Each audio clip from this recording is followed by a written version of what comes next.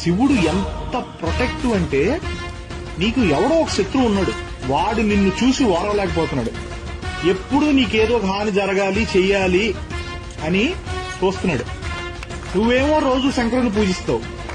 శివుడు ఏమంటాడు తెలుసా అప్పుడు?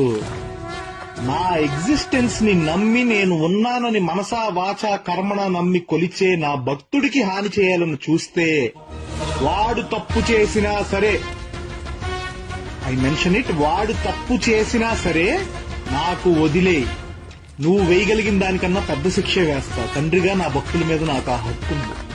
అలా కాదని నువ్వు వాడికి హాని చేయాలని చూస్తే ఏదో ఒక రూపంలో వస్తా, ఖచ్చితంగా నిన్ను చంపేస్తా.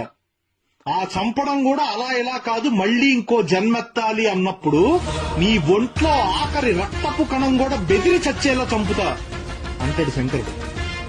అంత ప్రొటెక్టివ్ అండ్ అంత ప్రేమ భక్తులంటే. దానికి ఎగ్జాంపుల్ మార్కండేయుడు శివలింగాన్ని పట్టుకుని చంద్రశేఖర పాహిమాం చంద్రశేఖర రక్షమాం అని చంద్రశేఖర అష్టకం పాడితే ధర్మపత్నితో సహా కైలాసం నుంచి పరిగెత్తుకొచ్చి ఆయన చిరంజీవిని చేశాడు.